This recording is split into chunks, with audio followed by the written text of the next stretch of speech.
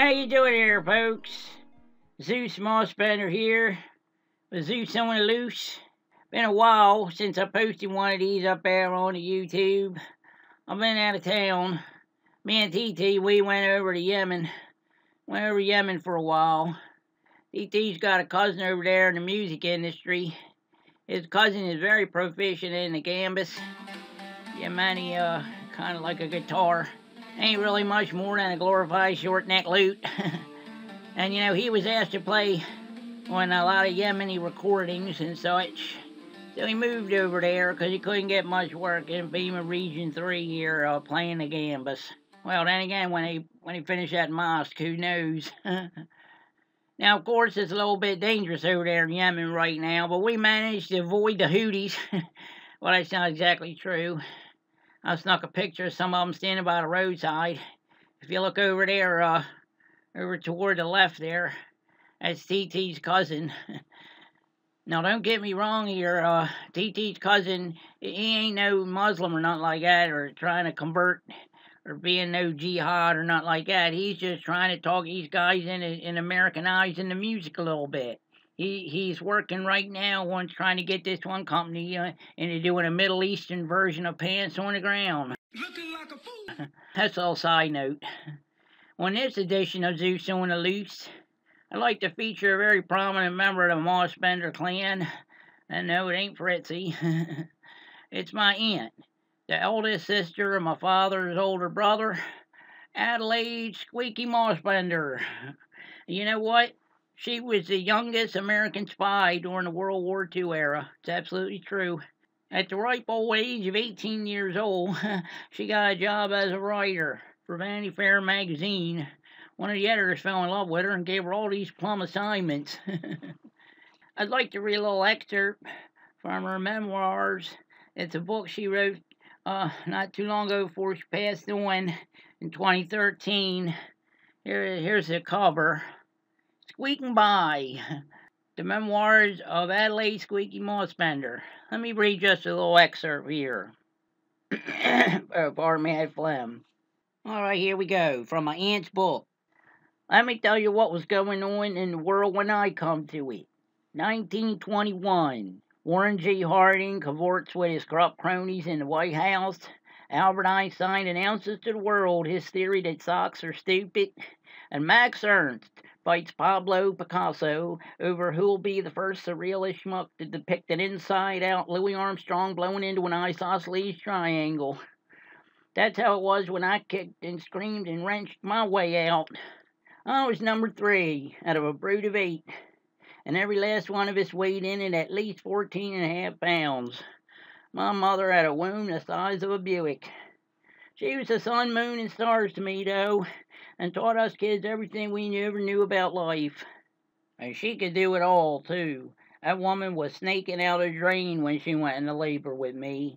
The way I heard it, the march from A Love for 3 Oranges was playing on the radio. Old Mom was squatting over the tub and humming along. When it got to the part where the timpani started sounding like Harry Ants after cabbage, I shot out of her quicker than hot Crisco melting down the side of a waffle iron. From what I've been told, she cut the cord and went right back at it. One of my very first memories as a kid was how within less than 3 hours after my youngest sister dropped, she got the roof tarred, tuned the piano, beat every rug in the house, and had sour beef and dumplings on the table by 5 o'clock. That woman would have dug her own grave were it possible. If you want it done right, do it yourself, is what she always said. There you go. There's just a little bit of Aunt Squeaky's memoirs there. You know, Aunt Squeaky, she really got around. She traveled all over the world.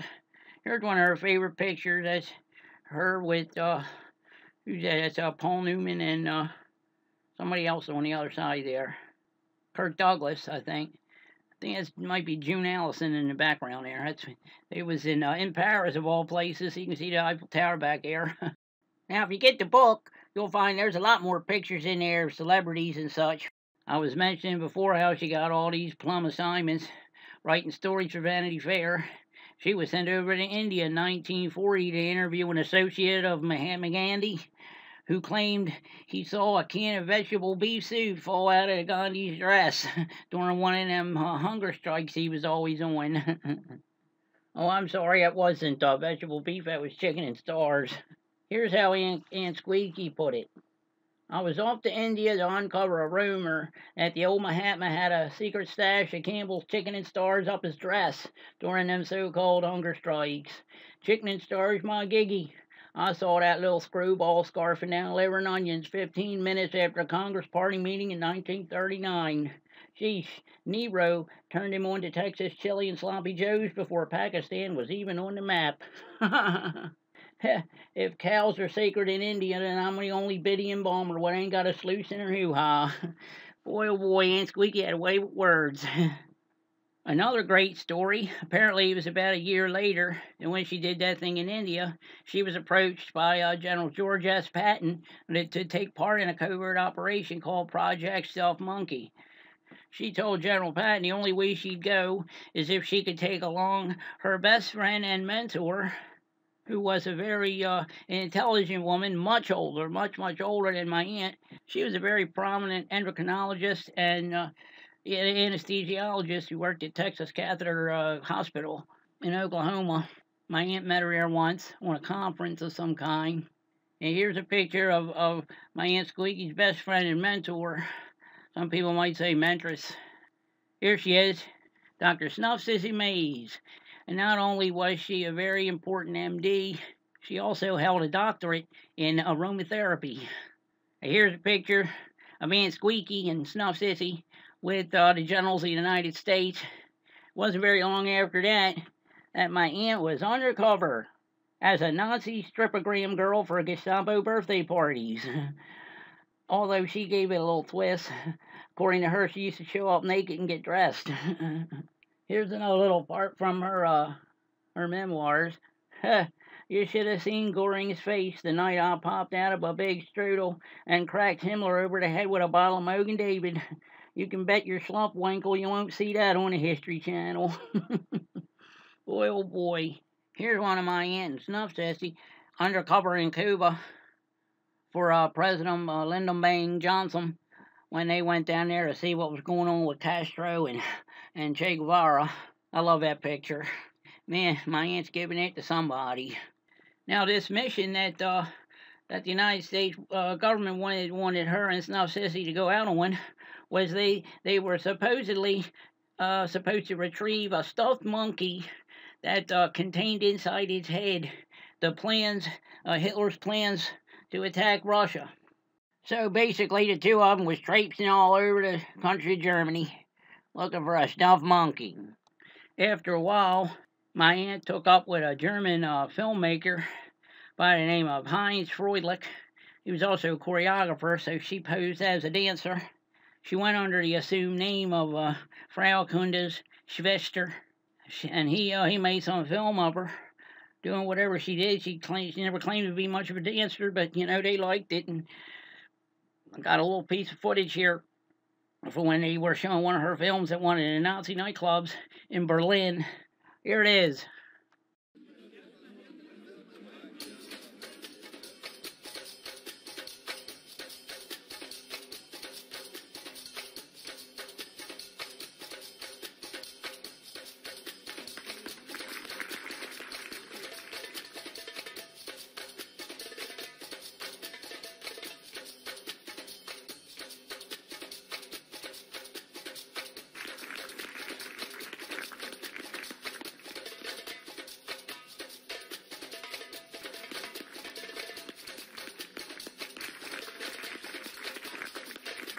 Man, oh man, she looking for that monkey.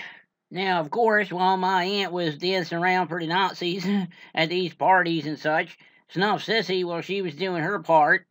Here's a photo of Snuff Sissy, who apparently was able to infiltrate one of the Nazi strongholds. Hitler was even there that day. As you can see, he's holding this stuffed monkey. Now, the way that Snuff Sissy found out about where this monkey was going to be is she used to have a relationship with a man named Spencer Ostad, who was a Nazi sympathizer, and he held on to that monkey for a little while, as you can see here in this photo that that snuff Sissy took when they was out in town one night. Well, as you can see here by the photo, she managed to use Mr. Ashdod to get entree into one of these Nazi strongholds.